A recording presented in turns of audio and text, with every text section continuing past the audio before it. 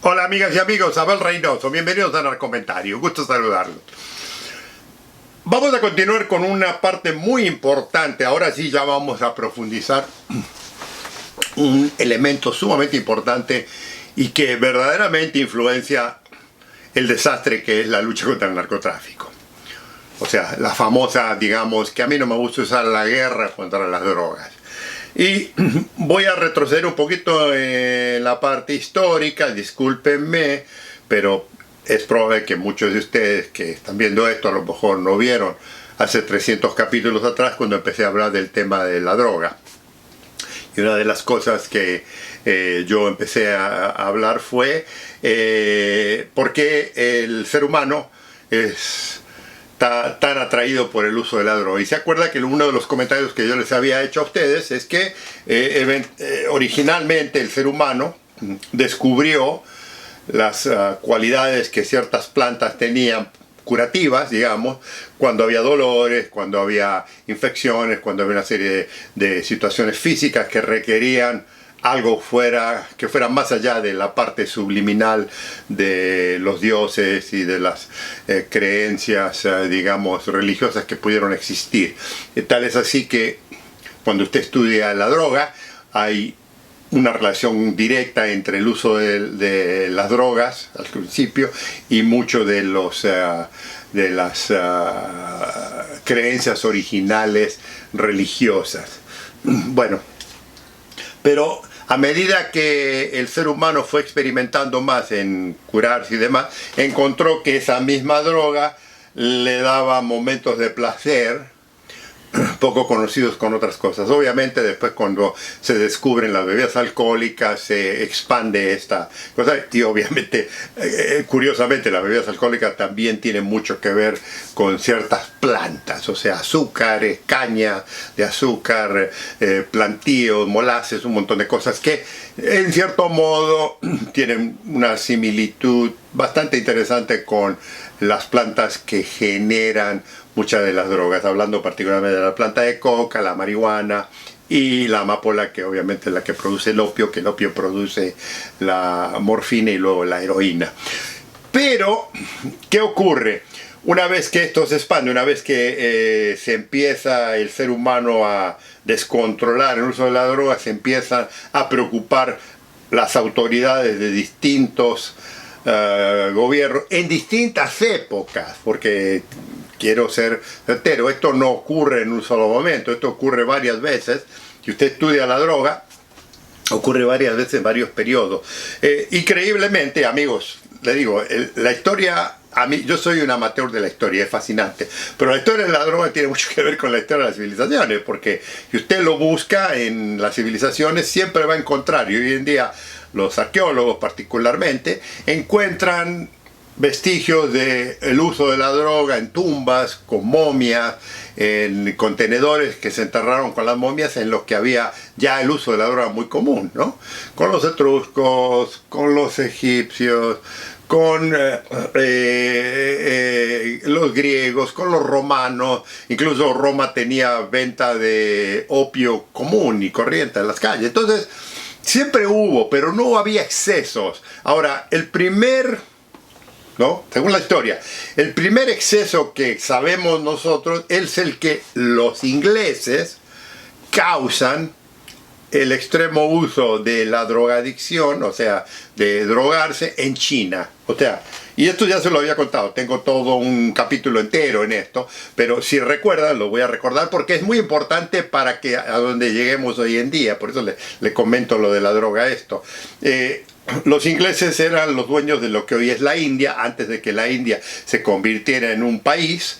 Los ingleses lo habían inventado, ese territorio, lo ocuparon y lo comercializaron. O sea, la famosa empresa de Inglaterra que manejaba la India, eventualmente querían entrar en el gran mercado chino y entonces para intercambiar, ellos lo que querían en el té y la seda de China particularmente, intercambiar producto por producto, descubren que los chinos son apasionados de fumar opio y entonces las grandes plantaciones más importantes de la época estaban en la India, las plantaciones de amapola. La amapola, como les comenté, es la que produce el opio, la goma de opio, y del opio sale la heroína y eventualmente la morfina y luego la heroína. Bueno, pero los ingleses, siendo tan hábiles como son y tan tranzas que son muchas veces históricamente hablando, deciden entrar y básicamente saturan China con opio para que todo el mundo fume, y intercambian con el gobierno de China, con los digamos campesinos de China, el opio por el té, porque el té, ¿se acuerdan?, es sagrado en Inglaterra. ¿Qué ocurre? El problema de la adicción con el opio es tan grande que el emperador chino se queja y pone un frente de decir ya no voy a haber más, no se va a permitir fumar opio. Incluso esto lo habían hecho también con el tabaco, porque al emperador chino no le gustaba el olor a tabaco, entonces se había impuesto una ley de que si usted fumaba lo mataban. O sea, así de extremista era el emperador.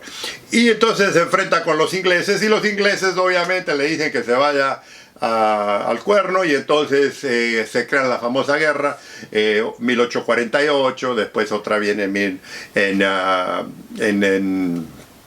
1860, hubo dos guerras en las que eventualmente, obviamente, los ingleses bombardean China, lo presionan al gobierno chino y siguen vendiendo opio.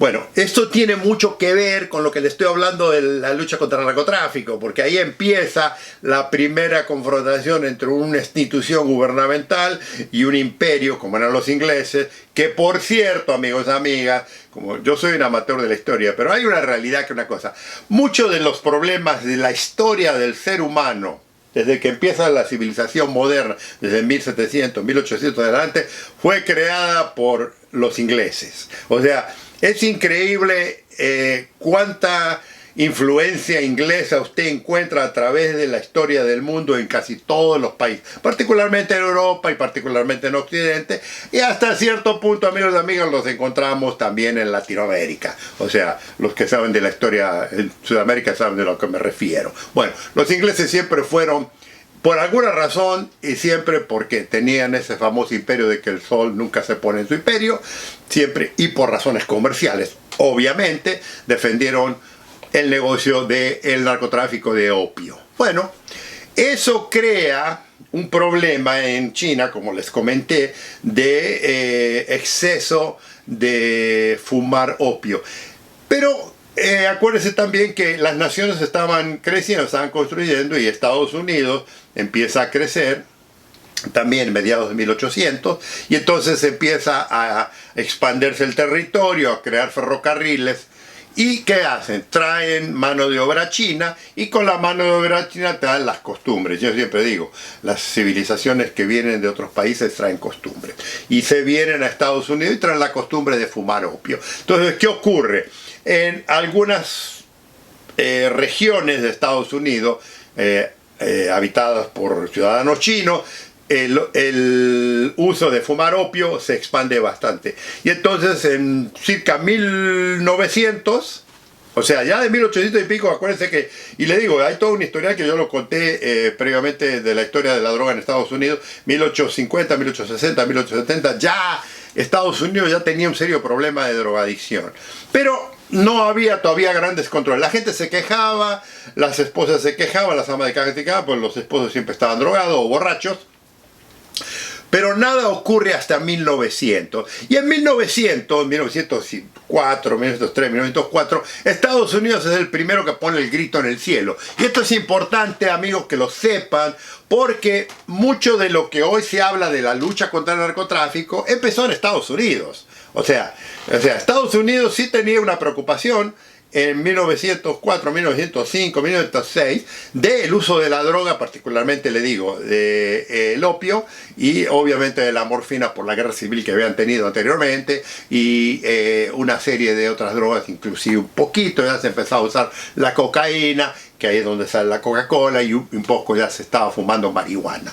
Pero ¿qué ocurre? Cuando Estados Unidos se enfrenta con ese problema social, crea el primer congreso para luchar contra la droga. Y uno de los primeros que salta y que dice, escúcheme una cosa, ustedes son los culpables, no necesariamente ustedes los estadounidenses, pero los ingleses fueron los que nos inundaron con droga y ahora ustedes vienen. Y ustedes ni siquiera tienen leyes para contrarrestar el uso de la droga. Y es cuando Estados Unidos, eventualmente, en 1914, pasa el famoso acto de Harrison, en la que más que nada se imponen las primeras leyes de control de droga. Bueno, amigos, esa parte es muy importante porque es la influencia. ¿Qué le quiero decir con esto? Que Estados Unidos siempre tuvo una influencia importante en el uso de la droga y en el control de la droga y en querer, digamos, apaciguar un poco el mercado del uso de la droga.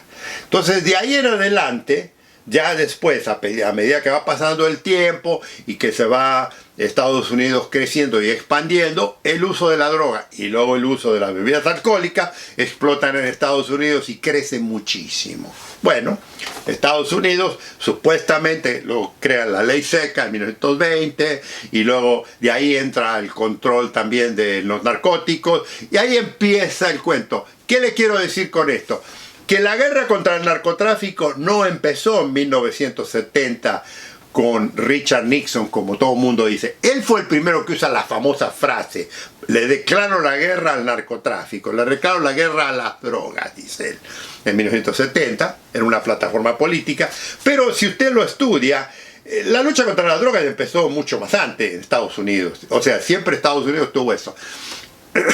Y nunca lo pudo controlar. O sea, esa es una realidad. Por eso le cuente toda esta historia, para que vea que el ser humano no le importan las leyes y los reglamentos. Y eso es algo que eventualmente yo lo voy a hablar un poco más en profundidad, pero ahora estamos hablando del tema del narcotráfico. Entonces, ¿qué pasa? Quiero que entienda que cuando hablo de que la lucha contra el narcotráfico no funciona no desde 1970, hace 50, 60 años. Ya tiene más de 100 años que no funciona. Pero la gente sigue queriendo creer en que esto va a funcionar, de que lo van a cambiar, y nunca lo van a cambiar. Ahora, sabemos también, hoy en día, lo fascineroso que hay detrás del dinero del narcotráfico. Entonces, mucho de lo que ocurre hoy en día en la lucha contra el narcotráfico no tiene tanto que ver con el uso de la droga, sino con el interés financiero que hay detrás de este monstruoso negocio. Y es aquí, amigos, donde los quiero traer de ahora en adelante. Porque, según la historia, el narcotráfico se, digamos, que incrementa y explota a un nivel de los años 60, 70 en adelante. Volvemos a lo mismo en Estados Unidos. Y Estados Unidos influenció muchísimo en el uso de la droga, en la lucha contra el narcotráfico, y lo expandió por todo el mundo, pero particularmente en nuestros países. O sea, todavía estamos en los años 60, los años 70, cuando todavía no había la monstruosidad de interés económico, político y social que hay hoy en día en la parte financiera de la droga, del negocio del narcotráfico. Esto es importante, porque para que vea cómo han cambiado los tiempos y para que vea cómo ha cambiado el efecto de la lucha contra el narcotráfico. Entonces, ahora lo que vamos a hablar, y que yo lo analicé bastante cuando hablé de la lucha contra el narcotráfico en Estados Unidos, la diferencia que hay entre Estados Unidos y Latinoamérica cuando uno enfrenta los problemas que uno tiene que lidiar cuando lucha contra el narcotráfico. Y yo le hablé del problema de presupuesto, le hablé del problema de las investigaciones, le hablé del problema de la policía, del entrenamiento, de la falta de dinero y de la falta de profesionalismo. Y eso no se lo tengo que decir porque usted conoce mejor que nadie los sistemas policiales en su país, pero que en Estados Unidos sí influencia mucho en la lucha contra el narcotráfico, pero no tanto en nuestros países. O sea, sí obviamente la falta de presupuesto, sí obviamente la falta de entrenamiento, sí obviamente la falta de apoyo político tiene mucho que ver. Eso en Estados Unidos no es tanto el problema, pero hay una situación, y es aquí donde ya lo quiero encarar, que quiero que entienda bien, que es la corrupción. La corrupción en Estados Unidos, que la deletreé muy bien. O sea, amigos, yo hablé mucho de Estados Unidos por ciento y pico de videos para que no digan después, ahora que hable de Latinoamérica, de la corrupción latinoamericana, no digan que no he hablado primero del problema número uno, que es Estados Unidos. O sea, Estados Unidos tiene mucho que ver en el tema del narcotráfico, pero mucho del problema del narcotráfico lo hemos creado nosotros en Latinoamérica. Y uno de los grandes problemas que nosotros tenemos en Latinoamérica es el problema de la corrupción, que opera, si lo recuerdas, si vieron video, muy distintamente a lo que opera en Estados Unidos. O sea, en Estados Unidos sí hay corrupción, en Estados Unidos sí hay policías corruptos, si hay políticos corruptos, si hay jueces corruptos, si hay todo un sistema de corrupción, pero es muy distinto a lo que nosotros estamos acostumbrados. Entonces, el impacto de la corrupción en Estados Unidos es muy distinto al impacto en nuestros países. Y esto es sumamente importante para lo que de ahora en adelante yo voy a encarar. O sea, yo voy a encarar el tema de la lucha contra el narcotráfico en una forma que es muy probable que usted ya la conozca, lo haya oído y todo, pero lo voy a analizar más detenidamente para que vea la diferencia de cómo impacta. Porque mi problema en Latinoamérica, desde mi punto de vista, no es tanto el narcotráfico, sino la delincuencia, la violencia y la corrupción que el narcotráfico ha creado en nuestros países, que poco tiene que ver con el tema de la droga. O sea, la droga en Estados Unidos es un impacto importante y más, se los he dicho muchas veces, Estados Unidos tiene un problema de consumo, es un problema serio, es un problema que no lo van a acabar, no lo van a controlar, pero no tiene un problema de narcotráfico como lo tenemos en Latinoamérica. Amigos, esto lo vamos a continuar en los próximos videos. Gusto saludarlos.